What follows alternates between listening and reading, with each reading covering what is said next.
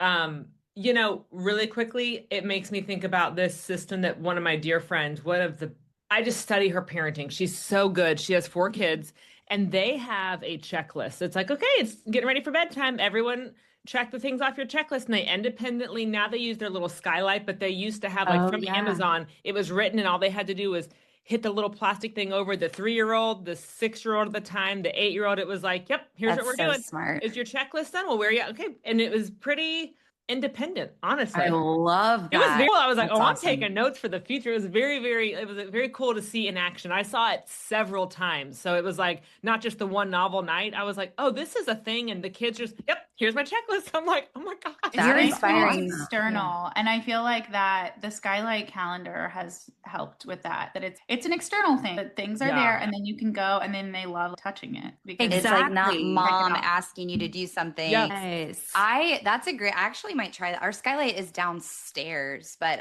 even if it was like a sticker she could put on, because like Yeah. she is fighting, it's like delaying getting out of the bathtub, putting on our diaper, putting on our Yes. PJs, delay, delay, delay, delay. So maybe she would even be interested in like, we put this on, we get to put a sticker over there or something. 100%. Yes. 100%. It was, I honestly, I was like, I don't know that company, it's probably just some random company off of Amazon would sponsor us, but their little physical checklist, I'm like, and then they click, click, click. It was just cool. Hey, Skylight is a great one Yeah. because Oh, Sponsor they do it. us because we love our Yes. Skylight calendars. We really do. Yeah, that's awesome. Also, too, Holly, this is part of that Hunt Gather Parent book that I had given Oh, yeah.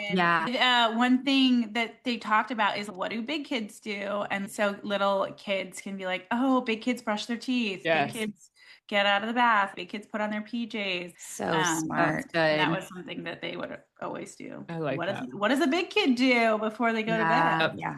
Smart. Okay. Hi, everyone. Welcome back to another episode of Get Mom Ready. You've got all four of us in studio. We're not in studio, but one day maybe with you. Today, I'm in our own collective studios. We're so excited to have you back. We're so excited to have you listening to us wherever you're listening to, wherever you listen on podcasts. Quick reminder, hit subscribe. We'd love to keep doing these podcasts and having these conversations. And when you like, subscribe, and share, it just helps move the cause forward. So thank you again for being here. I have to interrupt because I just got a message that I have to go pick up my daughter from school because she has a fever. Oh, okay. That's love real you. life. I Okay, know. we love you. Wow. Well, actually, but hold on a second. Yeah. Actually, I do think it might be fascinating and interesting since it's the three of us again. Yeah. And we had that like mini Oh, kind yeah. of coaching session with you Oh. last week, Oh, 2 weeks you ago, whatever it follow-up? was. Yeah. I'm like, okay, you said surviving. That's totally fair. Did anything feel implementable for like an immediate win or an immediate return on your time investment from our little quasi coaching session? Like, where do you still feel stuck? Where do you feel like, wait, that thing was actually helpful? Yes. So two things come to mind. I feel like I took the pressure off of just taking the mental pressure off of the I have to cook every night and Yeah. even removing that phrase from my head. I cooked last night. We were actually, Emmy and I were out of town this weekend, so I didn't really have to deal with it a lot after we talked last week. But I think on Wednesday, I asked my husband to cook and he gladly did. And then yesterday I cooked, but I picked something super easy that I already knew that I knew how to do. And I prepped it during work. I just made sure I had 15 minutes. It didn't take long. Yeah. And then I was able to just throw it in the oven and like turn on the different pots and pans that needed to go when it was dinner time. And it was just even the phrase of I don't have to do this took some of the ick out of doing it. And so that Wow. was And then It I was kind of like a tried- rebellious, Yeah. like you got to say, oh, I don't have to do this. And then you're like, okay, I don't feel so stressed about it. But if someone was like, you have to cook every night, then you're like, no.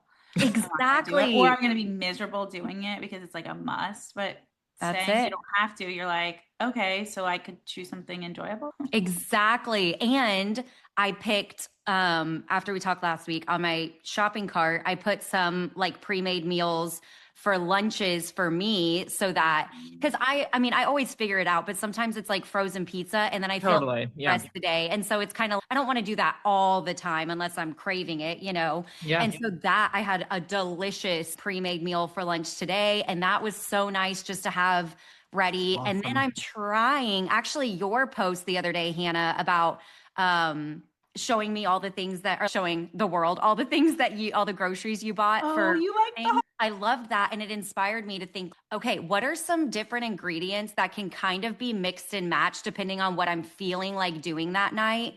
So having ground beef at all times, rice at all times, a salad bag every week for whatever night. And then, just some like staples so that it's not like, oh, on Wednesday I have to make meatloaf, but I really don't want to do the chopping. Or it's like, okay, we'll just do ground beef and rice that night. Like I just having a little bit more flexibility, even though I feel like planning makes me feel less stressed. It was becoming in that area. It was making me more stressed because I felt tied to the recipe and the ingredient. Yeah. I like that Those for two have been meals, huge. like, and some reason it's easy for me to think 4 meals, but anything more than that, I'm kind of like, oh, that's a lot. I need the 5th meal has to be something that's like shelf stable, or just like I could make pizza. Like pizza is something that's like I can always make dough. We usually have pizza sauce, mozzarella. Like that's something that's easy. That could be like a 5th meal or something. Yes, that's like frozen or something. But 4 meals is kind of how I can think, because also it's a fresh food. Exactly. It goes I'm not back. gonna buy peppers in 6 days. I don't know how people have groceries for a full week. I don't either. But also because I was like, I spend this much and I'm like, I know this is only gonna last a few days and then we'll go back again. But something I found that's helpful for me is, okay, I pick 4 dinners and I don't say exactly which night it's going to be, because I like having I know that tonight is a night where Dave's putting the kids to bed. So it's like, okay, should I do something a little bit easier so it's easier to clean up? Or like tomorrow and Thursday, he's out of town. So I'm going to do, so I want to be able to like kind of decide when, like, okay, it's an easier dinner tomorrow night or Thursday night, and I like having the flexibility of choosing that instead of on Monday we have to do this, on Tuesday we have to do this. I like having those options. It's interesting because I feel like it's like almost embarrassing to be 39 years old and just now, and I'm pretty fluent comfortable. I'm just going to use an easy word, comfortable cooking when it comes to food, whatever. But at the ripe old age of 39, I'm just now like, I should think about what we should eat for the week. And I should also think about like why it overwhelms me to think about this. And so the other day I was starting to menu plan, and I don't do that often because then I just feel like I'm staring at a blank piece of paper and like what I'm going to put tacos, like same standard stuff. And I'm like, I don't want to do all that. Well, then as I started to write out, okay, do this, Meredith, instead. What if you created a bank of dinner? Right now we're getting into like nitty gritty and not necessarily the heart behind the thing, but still fun to talk about. Like, what if you created a bank that was like, you're not married to Taco Tuesday and Pizza Friday and whatever, but if you wrote down like 10 to 12 of your favorite, like, oh yeah, I love when I made this, or yeah, okay, that's a little extra effort, but I still like it. So when I have it to give, let me write this down and add to the bank. Then I have this bank of things. And I was like, wait, that makes so much more sense to me. Like, because then I don't feel like I have to do one thing. Because if Wednesday comes and I don't feel like chopping a bunch of vegetables, like Sunday Meredith thought she'd have the energy for, Wednesday Meredith doesn't want to. But if I have the ingredients and I've made a bunch of ground beef and I'm like, you know what, screw it, I'm just going to season this ground beef now with taco seasoning. We're going to do tacos instead or whatever. I'm like, wait, that works for my brain. I feel like half of sometimes the battle is learning how your brain should approach it. And for some people it is, I love to have spaghetti Monday night, Taco Tuesday, Wednesdays, meatloaf, Thursdays, whatever. That's great for them. For me, I'm like, I feel too tied down to that. And I also don't want to plan that far ahead. I can go to about Tuesday. And I'm like, I can't do anymore. I'm tired. Like I literally will be at the grocery store and think, should I think about dinner this week? I'm like, oh, I'm tired. I got to go home. I don't like it. But if I have options, to your point, Anna, on hand, then I can either mix and match or do like a chop situation in my kitchen. Like literally, like, oh, you've got this. Cool. Let's go.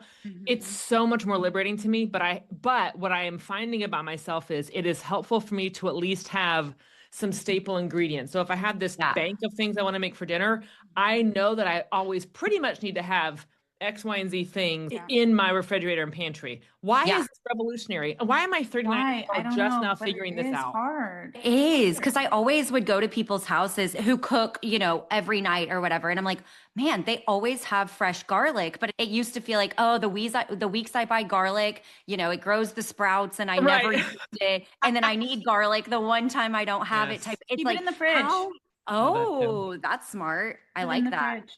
Yeah, my mom has like a jar and she just like she'll break them apart and then she'll just put them in like a mason jar in the fridge. And then I started doing that too. I was like, and they stay longer? My garlic never goes bad. So that's why I'm like, oh wait, what happened to your Well, then maybe so. I mean, I'm talking like when it was on the counter. Oh, okay. Yeah. I'm talking it's like, this is when cooking was like super hit or miss, or I did a lot of the meal delivery systems. So it's and like you'd have some extra. And then right. So it's like I had a whole thing of garlic in case we were going to cook something from scratch. You know, and so now that I do cook pretty much, you know, most nights, it's like onion and garlic are things that mostly get used up. So let's just onion and garlic. Keep them on hand. I feel like I always have potatoes, sweet potatoes, yes, onion, garlic. Yes. Lots of pasta, rice. Like those are things that never go bad. And sauce, like if you want to get some sauce for that, or just noodles, like, you know. So, okay, I'm going to send you a picture of this, but I have this book, Salt, Fat, Acid, Heat.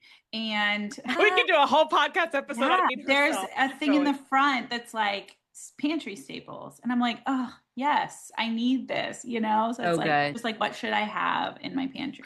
The way I love that woman. The way I love that woman. I'm going through her book, Good Things, right now, cookbook, but also it is a book to savor. It's not just like, what should I make tonight? Inspiration. That's fine too. But she is a beautiful writer. And so to like see her take on even hospitality, it'll make you weepy. I'm not going to lie. It's really beautiful. It's really, really beautiful. Yes. Wait, one thing too I want to add that I thought was a really smart idea, because just this week, as we've all just heard, I'm just on a recent journey to figuring out my life as somebody who provides dinner most nights. I've been polling my girlfriends who prioritize protein and they are good about meal prepping. I'm like, okay, well, what's y'all's system? How do you do it? I want to learn from the girlies who are doing it well. And the one of them said to me, she was like, here's the system that has to work for me so that I don't like peter out. She grocery shops on Saturday and preps Sunday. She does not grocery shop and prep the same day, because I think that is where I'm like, oh, that sounds exhausting. That to me, to just like, oh, this is just what I do. One day I do the shopping. That was enough of my energy. Thank you. The next day I'll come back. And for some people that'll work. For other people, like, no, I got to get it all done. That's great. But it was so like, it was like a light bulb moment for me to be like, oh, well, that makes a lot of sense, because I feel that deeply, where I'm like, this took all of the mental energy today. I've got nothing else to give, you know? Yeah.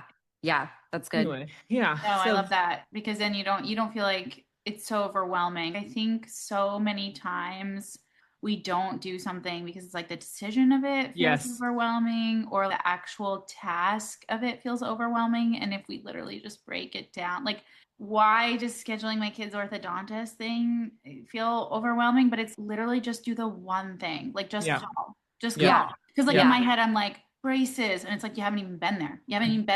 What if they say no? Or what if they like we're not getting braces today when I call? I literally am just calling. And that's one step. But the next things can't happen.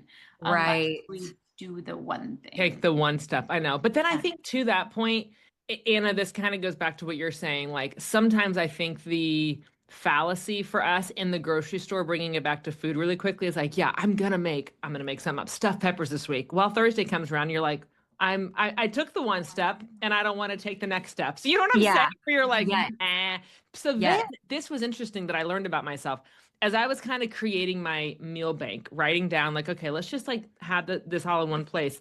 What I realized when I was starting to get granular and go, okay, now let me translate that for this upcoming week, was things that required a ton of chopping. And I was like, nah, dog, I don't have it this week. And I'm like, that's interesting. So even if it seemed easy, but there was still a lot of chopping, you're tapped out. So great. What doesn't require really any chopping that you can make quickly? Cool. Let me go to plan B. It was just like this interesting thing for me to note, that I was like, oh, that's super easy. Yeah, it's a sheet pan meal, but you have to spend a lot of time chopping your peppers, and that drives you nuts. And chopping the onion, that drives you nuts. Okay, don't do that this week.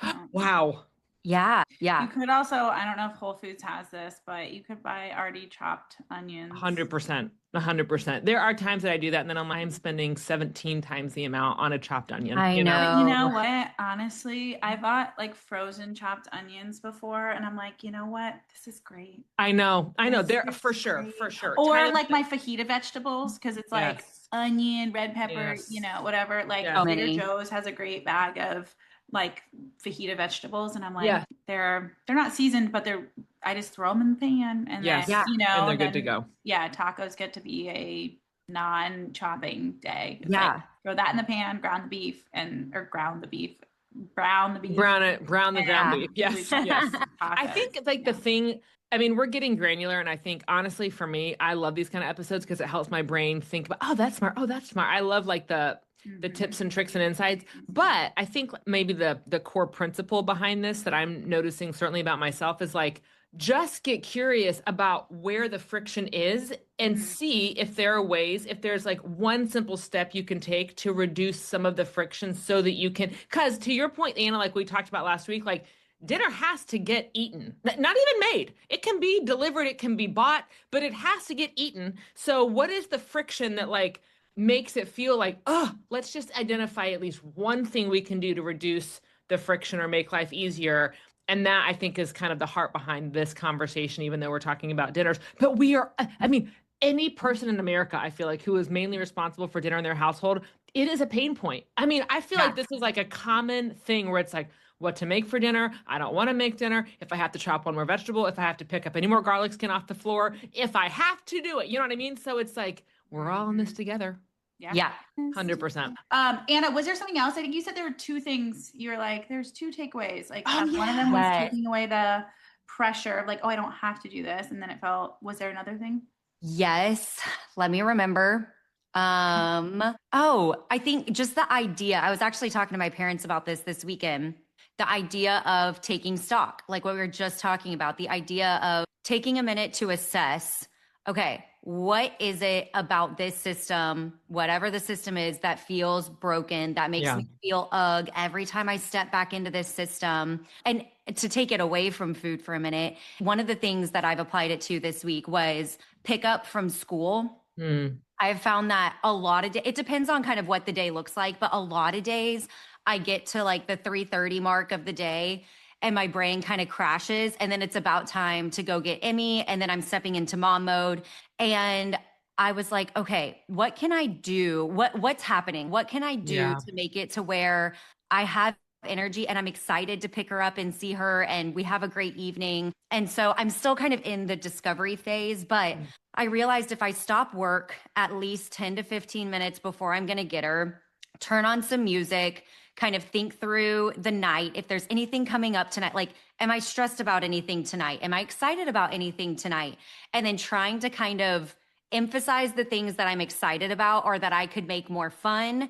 And then figuring out, okay, if I'm stressed about something, let's just break that down and at least notice it, so that I'm not, it's not in the back of my mind all night to where I'm distracted all night. For example, like bedtime. Is it bedtime? Like we talked about at the beginning, where it's the constant, okay, brushing teeth is a nightmare, but why am I thinking about brushing teeth when it's not for another 5 hours? Like, and so even just kind of taking stock of some of those things has been so helpful already. And it's just like, I mean, I just started a week ago, so we're scratching the surface. You're like already getting curious about it as opposed to feeling tense. I could imagine if you're worried about brushing teeth 5 hours before you have to brush teeth, that you're going to go into brushing teeth tense. Yeah, exactly. Do you know what I mean? You're like, this is going to be a fight. And then our kids pick up on that. And then they're like, wait, mom's about to go. You're like, it's time to brush your teeth. And they're like, why are you acting like that? This sounds like something I don't want to do. Exactly. But if mom's like tense about it, and so then then it's a power struggle. Exactly. And so on this note, this is a sidebar, but I feel like sharing it. So this weekend, my husband was away. And so Emmy and I were going to go to my parents' house because we haven't seen them in forever. And she loves my parents' house. They have a pool. They have all the toys she loves. I was like, okay, this is going to be so easy and so fun. Like my expectations were up here. I was like, this is going to be so great. And we get there and dinner, we went out to dinner for my birthday. And it was kind of hard. I mean, Friday night going out for Emmy is always, I mean, for a lot of kids, I'm sure it's like, I don't want to sit down anymore. I want to play. And then that night, she did not go to bed until 10 o'clock, and I was laying with her and I'm like sitting there and I'm like, I just want to be with my parents. Like I came here to hang out with them. Oh, so you're like feeling anxious, like you're trying to get back downstairs, but like you're trying to get her to go to sleep. And then you're like, my parents are going to go to bed. Like it's 10 o'clock. Yes, they're about to, like, I'm not going to see them till tomorrow. And so, I was kind of frustrated. And then I decided finally, I was like, we're going to go back downstairs. We're going to reset. I'm going to bring you down with me. We're going to sit and watch basketball. My dad was watching basketball. So I'm like, we're going to sit and watch with them for a few minutes and try again. And then the next morning she woke up at 5:30 and it was kind of like, okay, here we go. Because bless you. You didn't get to rest. You're in a different place. And they're just, all of us are just not our best selves when we don't get sleep. And so I'm like, okay, 100%. the day is going to be hard, but here we go. Like it's going to be whatever. It was okay. But then it was another hard, I mean, the whole time he was gone. And we were just talking about how when it's only one parent, they kind of do better almost. Like, yes, right. And it was just not that experience at all. Like at all. She did not go to bed before 10 o'clock. And I'm just again the next night. I'm losing my mind. And she doesn't nap. Does she nap? She does not nap unless we're in the car. So like she did nap 5 a.m. to 10 p.m. What a long day. Just long days. And it was one of those where I was like, okay. And so we're supposed to go to Disney World, all of us together in a few weeks. And I just started thinking like, man, if she can't even handle a weekend at like pretty chill at my parents' house, how in the world are we going to do a week at Disney? Like, is this going to be a disaster? And I started getting in my head about it, but I already have my expectations set for Disney. Like I already know there's going to be hard times, good times. She might be exhausted. Like we're going to ride it. It is what it is. And it's an awesome experience we're doing. So I can control how I feel about it and we'll let her do what she needs to do. But so I just, the reason that it kind of dawned on me was it was another time where I was thinking about expectations, which I feel like plays into a lot of what we're talking about. The expectation this time was that it was going to be great and it didn't work out that way. And my little heart bubble just popped. Like it was such a hard weekend. Yeah. And so I don't know, where to go from here, but I'm curious what both of y'all would have to say about expectations, because I think it's good to have high expectation. It's good to believe the best, right? But it's also like, how do you stop the little heart bubble from bursting when things don't go great? Is there a middle ground where, you believe the best but expect the worst? I don't know. Yeah. I think there is something to be said about how do we hold the expectations loosely? Because it's like, yes, you don't want to go into a weekend being like, it's going to be horrible. You know what I mean? You don't want to go into Disney being like, oh, it's going to be horrible. Is gonna it's suck. Like, wait, why are we going then? Why are we going to Disney if my expectations, and I think you saying like, there's going to be ups and downs. We're going to Disney and we are going to take it as we come. Is like, because I don't know, part of me is kind of like, Emmy, listen up, okay? You got to go to bed by 8:30 at Disney or else it's not going to be fun tomorrow because you're going to be so tired. But like, she doesn't care. You know what I mean? It doesn't work. It's like this stimulation of being there and all is like so much. And so, like, how do you hold it loosely, but also you guys being able to take care of yourselves so that you get to be like, okay, it's gonna be okay. We're gonna spend a lot of money and sometimes they're gonna be crying and they're gonna be complaining about a snow cone that you just spent $10 on and you're like, you don't like this color. Well, that's the color you have. Yep, exactly. So I think there is like I don't know. It's such an interesting question because it's like, how do you just keep yourself flexible and your expectations loose so that you are still believing the best, but also not holding it so tightly that like, we have to have the best weekend and it has to be, it can still be a really good weekend, even though there are hard times. Maybe Yeah. too. Why do we have to evaluate everything? Right. This was a weekend. Like this was a weekend where we visited my parents. Right. Yeah. It's not the last weekend we're ever going to do it. It wasn't the first. It's just a day. And that could go, I feel like that happens a lot where it's like a birthday party that you're really excited about and the kid is just like having a meltdown that day, or even just a fun outing to the zoo or whatever. Yeah. And if you plan something for your kids, I feel like there is that tension for a lot of the moms that I talk to of, is this worth it? Is it going to be fun? Something about like the ROI. And sometimes I just think like, I don't think this is going to have a high ROI. Like, let's just go to the park. Like if people, like if sometimes one of my friends will laugh at me because I used to not take the kids to the children's museum because I'm like, they can have the same amount of fun for not $80. That's right. Know? Like we go to the park, or if we go out and get ice cream, or if we do something, but my heart hurts when I have spent time, energy, money planning something and have really high, because I have high expectations for it, and then it doesn't, I feel angry. Right. And so when they were younger and like someone would be like, oh, do you want to go to the beach or something? I'm like, no, I'm not going to bring my kids by myself. It just doesn't, drive an hour and then get totally sandy. I don't have when we go to the beach in the summer, it's like you walk to the beach with your cart, but I don't have the beach stuff here. I don't have, I don't have like the cart and the this and the that, so that doesn't sound, some people will do anything. And I think it's personality. Some people are like, I'll do anything for my kids to have a little bit of fun.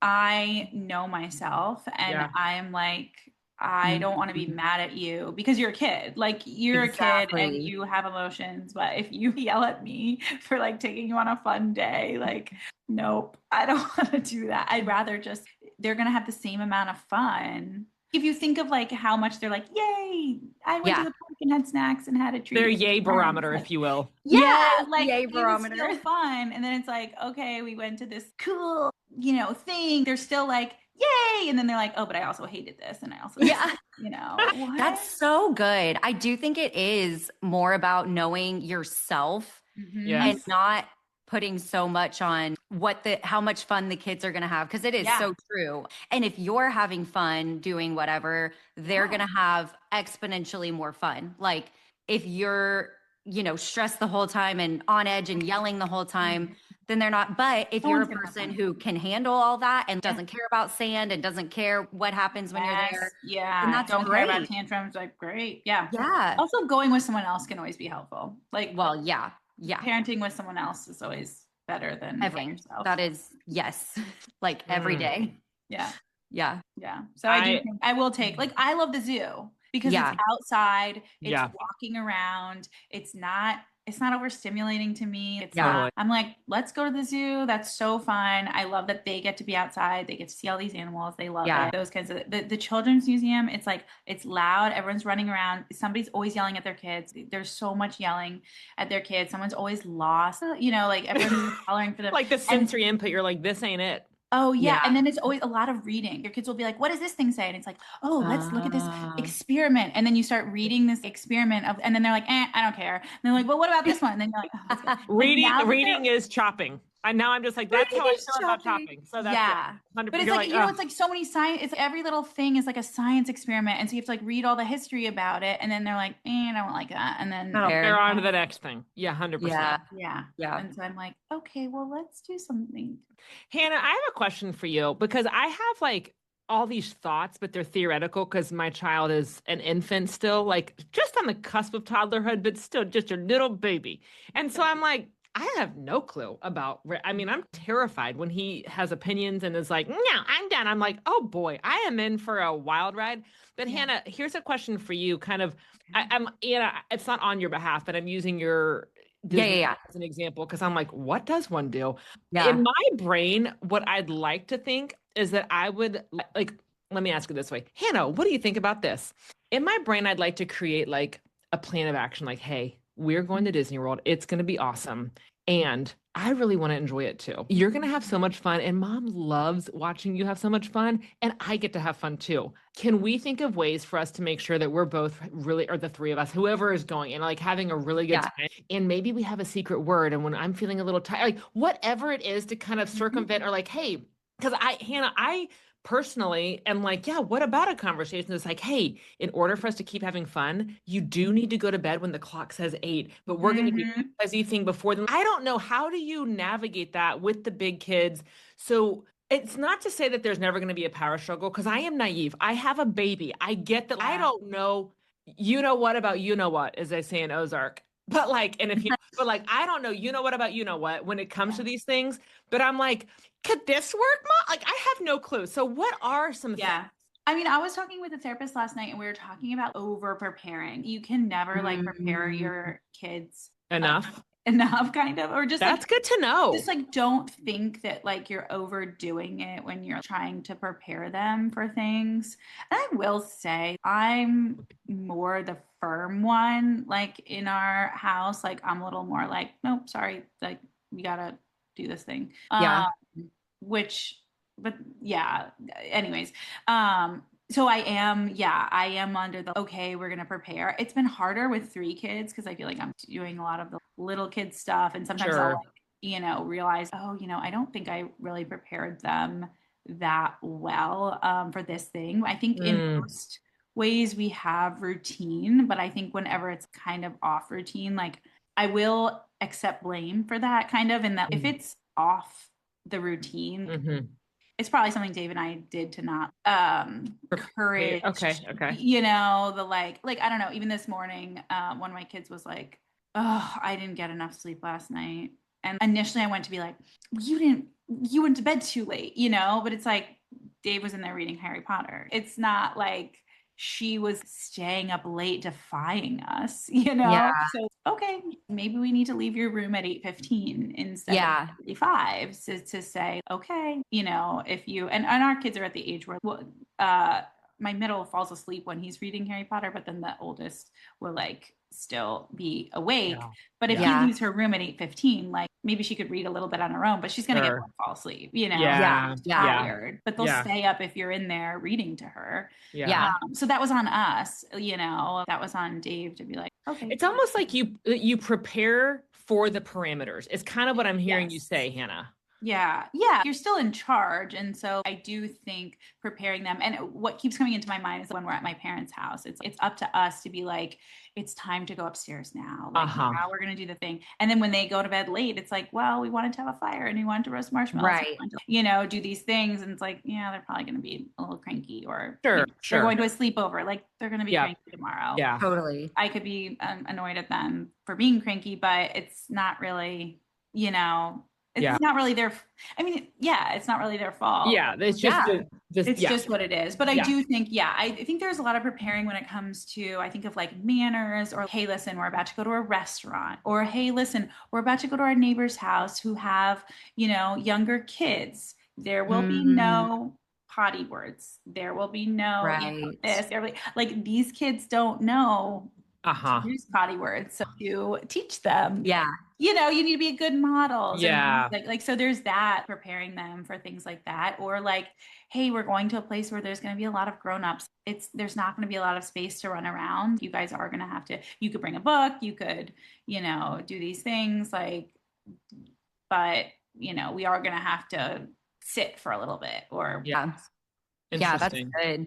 That's really good. Over preparing. I think having a code word, I think, is great. Or having time to be like, okay, maybe we need to walk away, maybe we need to step, But I think the other thing I was connecting the thought to, Anna, is like, you also are important, and it is, I think, okay to think about, okay, how can I enjoy this weekend with my parents more, or Disney? Like, I also matter here. You know what I mean? Yeah. And so I don't know, there's something there that kind of pricked my spirit, if you will.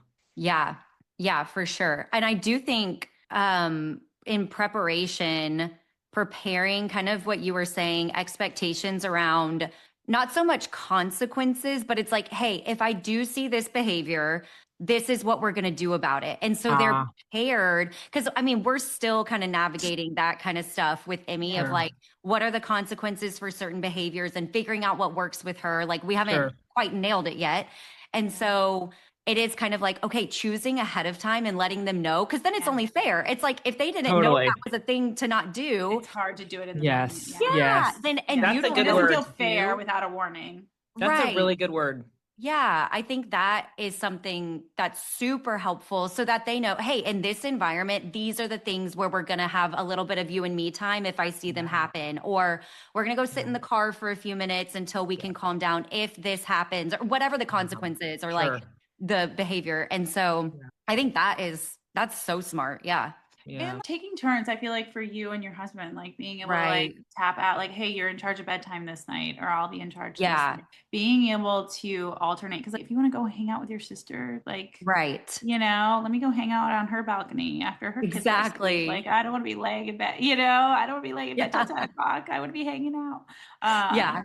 So taking that time to be able to say, yeah, how can I make this enjoyable for, you know, or what will it take for us all to, and again, like I was going to say, like, just like holding things loosely, like not feeling like, oh, Disney was a success if there are no tantrums. Totally. Like never going to happen. It's not possible. At any age. Like even for adults, you're going to get tired. You're going to get cranky. I mean, it's just like, I am the toddler. There's the toddler a lot of of waiting. There's a lot of walking. There's a lot of like, that looks cool, but this is what the group is doing right now. Or what, like, So, and that goes back to community too, what you were just saying of the more you can do things with people, whether it's your husband where you're trading off, or even if you're doing it with friends and it's like, okay, I'm going to go take the littles on a walk while you hang out with the bigs, and then let's trade because I want to hang out with the bigs for a little, or what. Just kind of in everyday life, honestly, that's so, it's such a breath of fresh air to do it with other people. So Well, we went in some fun and unexpected, some granular, some macro directions today. We hope it was relatable, helpful, enjoyable, all the things. As always, like, subscribe, and share the Get Mom Ready podcast. We love, love, love bringing these conversations to you, and connect with us on social media. We are on Instagram at Get Mom Ready. We're also on Substack. That's kind of our main hub where we kind of publish everything from. And that's just getmomready.com. Super easy. You can learn how to connect with us, even in terms of coaching calls. If you want to book that, that's also on getmomready.com. I think you just hit book a coaching call. I think that's where it is. We'll update you guys when our new website is live. In the meantime, thanks for being here, and we'll be in your earbuds next week. Bye.